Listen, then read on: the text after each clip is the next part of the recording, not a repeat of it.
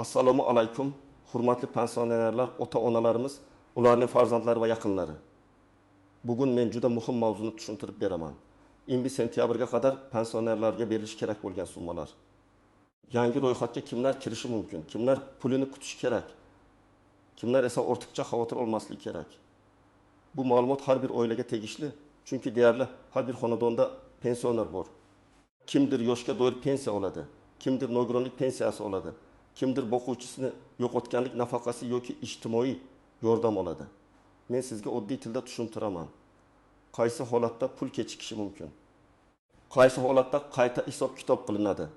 Qaysi holatda pensionerning hisobiga qo'shimcha summa tushishi kerak va eng muhimi pul tushmasa nima qilish kerak? Videoni oxirigacha ko'ring. Chunki ko'pchilik aynan oxirgi bosqichda xato qiladi. Hujjatni vaqtida topshirmaydi, ariza yozmaydi, bank kartasini tekshirtirmaydi yoki o'zi tushar deb kutib qoladi. Hozirning o'zida kanalga obuna bo'ling, videoga like bosing. Chunki bu kabi ma'lumotlar pensionerlar huquqini himoya qilish uchun juda zarur. Avval qanday edi? Ko'p yillar davomida pensionerlar o'z pensiyasini odatda belgilangan jadval asosida olardi. Kimdir pensiyani bank kartasiga oladi, kimdir naqd shaklda, kimdir pochta orqali, kimdir vakil orqali oladi. Har oyda summa deyarli bir xil bo'ladi. Faqat pensiya miqdori oshirilganda. Qayta hisob-kitob bo'lganda yoki qo'shimcha ustama tayinlanganda o'zgaradi. Lekin amaliyotda shunday holatlar ko'p uchraydi. Pensionerning staji qayta ko'rib chiqiladi. Oldin hisobga olinmagan ish yillar topiladi. Nogironlik guruhi o'zgaradi. Boquvchisini yo'qotgan shaxslar soni o'zgaradi. Yoki pensiya tayinlashda ilgari xato bo'lgan bo'ladi. Shunda pensiya miqdori qayta hisoblanadi. Qayta hisob-kitob natijasida pensionerga faqat keyingi oylar uchun yangi summa berilmaydi. Ayrim holatlarda oldingi davr uchun ham farq puli to'lanishi kerak bo'ladi. Mana shu joyda yangi ro'yxat degan tushuncha paydo bo'ladi. Bu odatda bitta umumiy ro'yxat emas, balki tekshiruv, qayta hisob-kitob to'lov jadvali, bank va pensiya organlari ma'lumotlari asosida shakllanadigan amaliy ro'yxatdir. Kimning puli qayta hisoblangan, kimga ustama chiqqan, kimning to'lov ushlanib qolgan, kimning hisob raqami yoki kartasida muammo bor, kimga 25 sentyabrgacha to'lov yetkazilishi kerak, shular alohida ko'rib chiqiladi. Endi nima o'zgardi? Eng katta o'zgarish shuki, ko'p jarayonlar elektron tizim orqali tekshirilmoqda. Avvalgidek faqat qog'oz hujjat bilan emas, balki idoralararo ma'lumotlar, bandlik tarixi, ish haqi ma'lumotlari, nogironlik ma'lumotlari, yashash joyi, bank hisob raqami va boshqa ma'lumotlar solishtiriladi. Bu yaxshi tomoni bilan ham, muammoli tomoni bilan ham bor. Yaxshi tomoni, odam ortiqcha idora yurmaydi. Muammoli tomoni, tizimda bitta xato bo'lsa ham to'lov kechikishi, noto'g'ri summa chiqishi yoki qo'shimcha pul vaqtida tushmasligi mumkin. Birinchi navbatda yoshga doir pensiya olayotganlar bu masalaga e'tibor berishi kerak. Masalan, bir otaxon 30 yil ish staji bilan pensiyaga chiqqan, lekin keyinroq arxidan yana 5 yil ishlaganini tasdiqlovchi hujjat topildi. Agar bu 5 yil ilgari pensiya hisobida inobatga olinmagan bo'lsa, pensiya miqdori oshishi mumkin. Oshgan summa qachondan boshlab hisoblanishi esa hujjat qachon topshirilganiga, ariza qachon yozilganiga va qonuniy tartibga bog'liq. Agar qayta hisoblash avgust oyida yakunlangan bo'lsa, sentyabr oyi to'lovida farq puli ham qo'shilishi mumkin. Shu sababli 15 sentyabrgacha hisobga tushishi kerak bo'lgan summa bor yo'qligini aniqlash zarur. Ikkinchi guruh nogironlik pensiyasi yoki nogironlik nafaqasi oluvchilar. Bu yerda holat biroz nozikroq. Nogironlik guruhi birinchi, ikkinchi yoki uchinchi guruh bo'lishi mumkin. Ayrim hollarda muddatli, ayrim hollarda muddatsiz belgilanadi. Agar tibbiy mehnat ekspertiza komissiyasi qarori yangilangan bo'lsa, guruh o'zgargan bo'lsa yoki ilgari to'xtab qolgan hujjat tiklangan bo'lsa, to'lovlar qayta ko'riladi. Masalan, ayol kishi ikkinchi guruh nogironlik pensiyasi olib kelgan. Keyin sog'lig'i og'irlashib birinchi guruhga o'tkazilgan. Bunday holatda pensiya yoki nafaqa miqdori o'zgaradi. Parvarish bilan bog'liq qo'shimcha to'lovlar ham bo'lishi mumkin. Lekin bu avtomatik ravishda ertasi kun tushadi degani emas. Qaror tizimga kiritilishi, pensiya organi hisob-kitob qilishi, bankka to'lov topshirig'i yuborilishi kerak. Shuning uchun 15 sentyabrgacha bo'lgan to'lovlar bo'yicha aynan shu toifadagi odamlar alohida tekshirishi lozim. Uchinchi guruh boquvchisini yo'qotganlik pensiyasi yoki nafaqasini oladigan oilalar. Bu yerda ko'pincha bolalar, o'quvchilar, talabalar yoki mehnatga layoqatsiz oila a'zolari bo'ladi. Masalan, oilada 2 nafar farzand bo'lsa, ulardan biri 18 yoshga to'lgan, lekin kollej yoki oliy ta'limda kunduzgi bo'limda o'qiyotgan bo'lishi mumkin. Agar o'qish haqidagi ma'lumot vaqtida tasdiqlanmasa, to'lov vaqtincha to'xtab qolishi yoki kamayib ketishi mumkin. Keyin hujjat topshirilgach qayta tiklanadi. Mana shu tiklangan davr uchun ham ayrim holatlarda farq puli chiqadi. Shu sababli farzandi o'qiyotgan oilalar bizga pul kam tushdi deb shunchaki kutib o'tirmasligi kerak. Sababini aniqlash kerak. 4-guruh pensiyasini bank kartasiga oladiganlar. Bugun ko'pchilik karta orqali pul oladi. Lekin karta muddati tugagan, karta bloklangan, hisob raqami o'zgargan. Bank rekviziti noto'g'ri kiritilgan yoki pensioner boshqa bankka o'tgan bo'lsa, pul tizimda to'langan deb ko'rinishi, lekin odamning qo'liga yetib bormasligi mumkin. Masalan, onaxonning pensiyasi milliy 200 ming so'm bo'lsa, unga qo'shimcha 300 ming so'm farq puli chiqdi deylik. Umumiy 1,5 million so'm bankka yuborilgan, lekin karta ishlamasa, onaxon pul tushmadi deb o'ylaydi. Aslida muammo pensiya organida emas, bank hisobida bo'lishi mumkin. Shuning uchun bank kartasini, SMS xabarni, mobil ilovani yoki bank filialidagi hisob harakatini albatta tekshirtirish kerak. 5-guruh pensiyasini naqd shaklda oladiganlar. Naqd to'lovda jadval, hudud, yetkazib beruvchi tashkilot va pensionerning uyda bo'lishi muhim. Ayrim pensionerlar o'sha kuni uyda bo'lmaydi, davolanishga ketgan bo'ladi, farzandinikiga borgan bo'ladi. Keyin menga pensiya berilmadi deb xavotir qiladi. Bunday vaziyatda to'lov ro'yxatida ism bor yo'qligi, pul qaytib ketmaganligi, qayta yetkazib berish kuni bor yo'qligi aniqlanadi. 15-sentyabrgacha to'lanishi kerak bo'lgan summalar bo'yicha naqd oluvchilar ayniqsa jadvalni bilib olishi kerak. Endi kimlar xavotir olmasligi kerak? Agar sizning pensiyangiz odatdagidek to'liq tushgan bo'lsa, karta ishlayotgan bo'lsa, oxirgi oylarda hujjat topshirmagan bo'lsangiz, nogironlik guruhi o'zgarmagan bo'lsa, staj yoki ish haqi bo'yicha ariza bermagan bo'lsangiz, farzand yoki boquvchi bo'yicha ma'lumot o'zgarmagan bo'lsa, unda siz shunchaki umumiy jadval asosida pulingizni olasiz. Lekin baribir bir marta tekshirib qo'yish zarar qilmaydi. Chunki ba'zan odam o'ziga qo'shimcha pul chiqqanini ham bilmaydi. Keling, aniq hayotiy misollar bilan tushuntiraman. Birinchi misol, yamin-tekin yoshli pensioner erkak kishi oyiga 1,4 ming so'm pensiya oladi. U pensiyaga chiqqanida 25 yil staj hisoblangan. Keyin sobiq ishxonasining arxiv hujjatlari topilib, yana 4 yil ish staji tasdiqlandi. Pensiya organi qayta hisob qildi va uning oylik pensiyasi 1,4 ming so'mdan 1,5 ming so'mga oshdi. Farq oyiga 1 ming so'm. Agar bu farq 3 oy uchun hisoblangan bo'lsa, 306 million so'm qo'shimcha pul chiqishi mumkin. Demak, sentyabr to'lovida odatdagi 1,5 million so'm bilan birga 36 million so'm farq pul ham berilishi ehtimoli bor. Lekin bu faqat hujjatlar qabul qilingan. Hisob kitob yakunlangan va to'lov topshirig'i shakllangan bo'lsa amalga oshadi. Ikkinchi misol. 2 yoshli onaxon pensiyani kartaga oladi. Unga har oy 1,2 ming so'm tushadi. Sentyabr oyida 1,2 ming so'm tushmadi. Lekin qo'shnilarga tushdi. Bunday holatda birinchi savol, karta muddati tugamaganmi? Ikkinchi savol, bank kartasi bloklanmaganmi? Uchinchi savol, pensiya organidagi hisob raqam aynan shu kartaga bog'langanmi? Ba'zan yangi karta olsa, eski karta yopiladi. Lekin pensiya tizimidagi rekvizit yangilanmay qoladi. Natijada pul qaytadi yoki ushlanib qoladi. Bunday vaziyatda pensioner avval bankdan hisob holatini oladi. Keyin pensiya bo'limiga murojaat qiladi. Faqat menga pul tushmadi deyish yetarli emas. Qaysi sana, qaysi karta, qaysi summa tushmaganini aniq aytish kerak. Uchinchi misol. Boquvchisini yo'qotganlik nafaqasini olayotgan oila bor. Oilada 37 yoshli o'quvchi va 19 yoshli talaba bor. 19 yoshli farzand kunduzgi bo'limda o'qiydi, lekin o'qish joyidan ma'lumotnoma vaqtida topshirilmagan. Tizim uni mustaqil shaxs deb hisoblab to'lovni kamaytirishi mumkin. Keyin ma'lumotnoma topshirilgach to'lov tiklanadi. Agar 1 oy yoki 2 oy kam to'langan bo'lsa, farq puli chiqishi mumkin. Shuning uchun sentyabr oyida bunday oilalar o'qish ma'lumotlarini oldindan tekshirtirish kerak. 4-misol. Nogironlik guruhi muddati avgust oyida tugagan fuqaro bor. U komissiyadan qayta o'tish kerak edi. Lekin kasalligi yoki navbat sababli kechikdi. hujjat tizimga kech kiritildi. To'lov vaqtincha to'xtashi mumkin. Keyin nogironlik tasdiqlansa, to'lov qayta tiklanadi. Bu yerda eng muhim masala uzilish qaysi sabab bilan bo'ldi va fuqaro belgilangan tartibda murojaat qilganmi? Agar hamma hujjat joyida bo'lsa, to'xtagan davr uchun pul qayta hisoblanishi mumkin.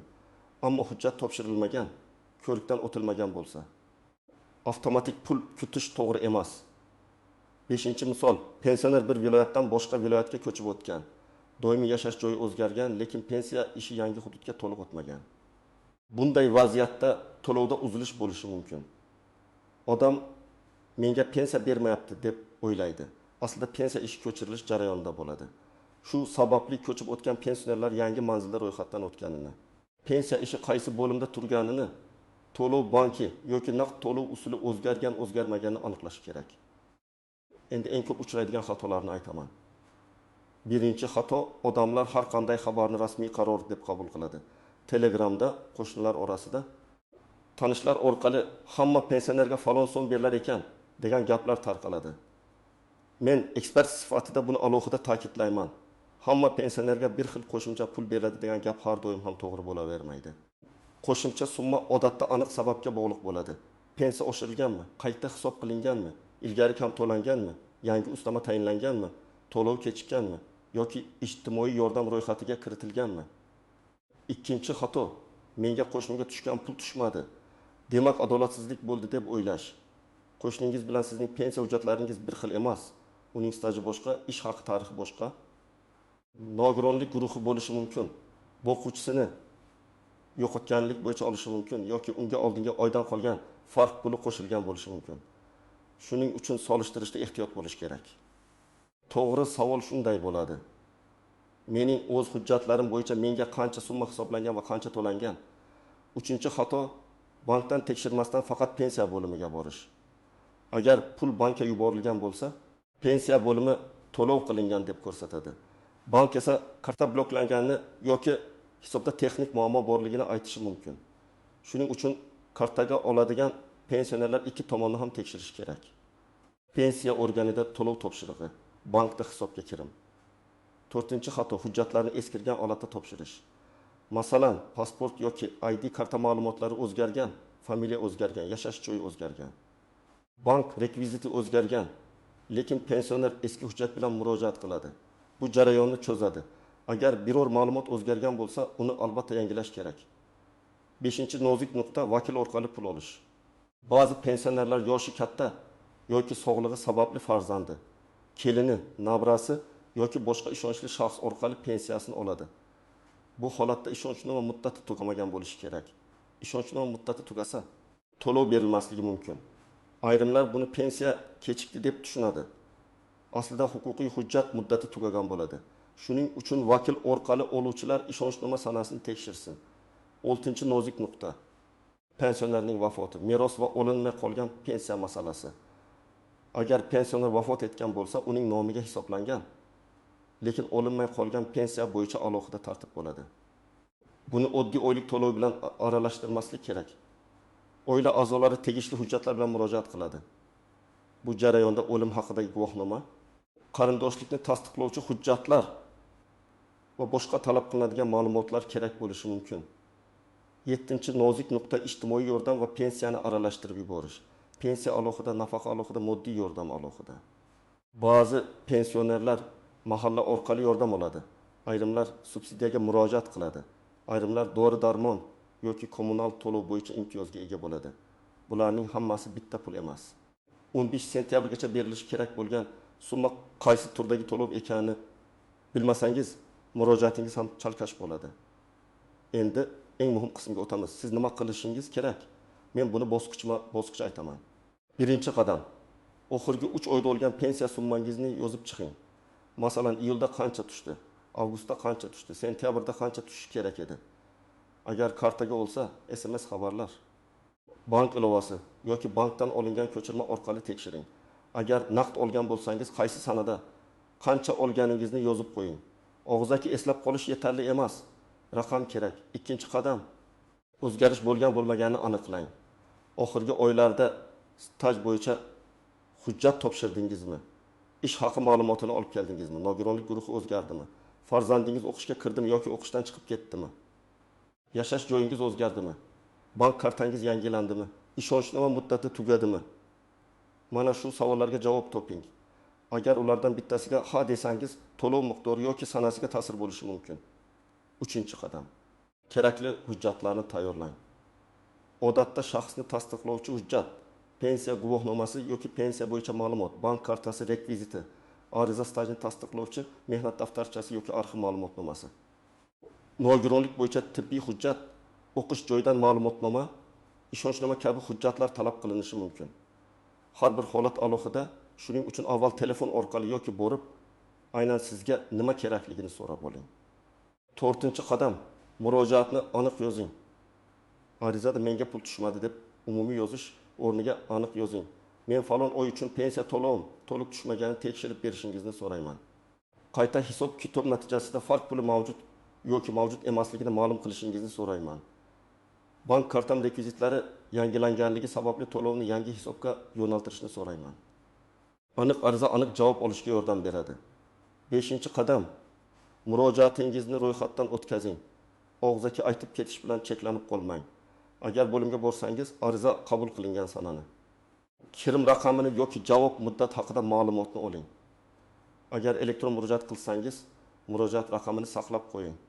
Keyin javob so'rash oson bo'ladi. 6-qadam, bankni alohida tekshiring. Bankka borib, hisobingizga pensiya to'lov kelmaganini so'rang. Karta ishlayotganini, muddati tugamaganini, blok yo'qligini tekshirtiring. Agar pul qaytgan bo'lsa, qaysi sabab bilan qaytganini yozma yoki kamida aniq ma'lumot sifatida bilib oling. Shundan keyin pensiya bo'limiga murojaat qiling. 7-qadam, shubhali odamlarga hujjat bermang. Men pulingizni chiqarib beraman. Ro'yxatga kiritaman. Tezlashtirib beraman degan odamlar chiqishi mumkin. Hech kimga bank karta PIN kodini, SMS kodini, plastik karta parolini bermang. Pensiya masalasi faqat rasmiy idoralar, bank va qonuniy tartib orqali hal qilinadi. Agar kimdir pul evaziga va'da bersa, juda ehtiyot bo'ling. 8-qadam, 15 sentyabrgacha kutish kerakmi yoki hozirdan borish kerakmi? Shuni to'g'ri baholang. Agar sizga odatdagi to'lov sanasi hali kelmagan bo'lsa, biroz kutish mumkin. Lekin to'lov sanasi o'tib ketgan, qo'shnilarga tushgan, sizga tushmagan, karta ishlamayotgan. Hujjatingiz yaqinda o'zgargan yoki oldin ham kechikish bo'lgan bo'lsa, darhol tekshiring. Vaqt o'tgan sari sababni topish qiyinlashadi. 9-qadam, farzandlar ota-onasiga yordam bersin. Ko'p pensionerlar telefon ilovasidan foydalana olmaydi. Bankdagi hujjatlarni tushunmaydi. Ariza yozishda qiynaladi. Farzandlar, nevaralar, yaqinlar bunday paytda chetda turmasligi kerak. Ota-onangizning kartasini, SMS xabarini, pensiya sanasini, hujjatlarni birga tekshiring. Bu ularning haqqi, uni vaqtida olishlari kerak. 10-qadam, javob olmaguncha masalani yopmang. Agar sizga keyin keling deysa, qachon kelishni so'rang. Tizimda ko'rinmayapti deyishsa, qaysi ma'lumot yetishmayotganini so'rang. Bankdan so'rang deyishsa, bankdan aniqlab yana qayting. Masala to'liq hal bo'lmaguncha, ya'ni pul tushmaguncha yoki yozma tushuntirish olmaguncha izlanishni to'xtatmang. Demak, 20 sentyabrgacha pensionerlarga berilish kerak bo'lgan summalar masalasida eng muhim narsa shuki, hamma odamga bir xil pul tushadi deb o'ylamaslik kerak. Kimga qo'shimcha pul chiqishi, kimga farq puli berilishi, kimning puli kechikishi yoki qayta hisoblanishi aniq hujjatlar va holatlarga bog'liq. Yoshga doir pensiya, nogironlik pensiyasi, boquvchisini yo'qotganlik to'lovi, bank kartasi, naqd to'lov, staj, arxiv hujjati, o'qish ma'lumotnomasi, ishonchnoma va yashash joyi kabi omillar barchasi muhim. Men sizga maslahatimni aniq aytaman. Bugunoq oxirgi pensiya tushumlaringizni tekshiring, kartangizni ko'ring, hujjatlaringizni tartibga keltiring. Agar shubha bo'lsa, pensiya bo'limi va bankdan rasmiy aniqlik oling. Ayniqsa, oxirgi oylarda hujjat topshirgan, nogironlik guruhi o'zgargan, farzandi o'qishga kirgan, kartasini almashtirgan yoki pensiyasi odatdagidan kam tushgan pensionerlar bu masalani kechiktirmasin. Agar sizda ham sentyabr oyida pensiya, qo'shimcha to'lov yoki farq puli bo'yicha savol bo'lsa, izohlarda yozing. Qaysi viloyatdansiz? Pensiyani kartaga olasizmi yoki naqd olasizmi? Pul tushdimi yoki yo'qmi? Boshqa pensionerlar ham sizning tajribangizdan foyda oladi. Videoga like bosing, kanalga obuna bo'ling va yaqinlaringizga yuboring. Chunki bu ma'lumot aynan pensionerlarning o'z haqqini vaqtda olish uchun kerak.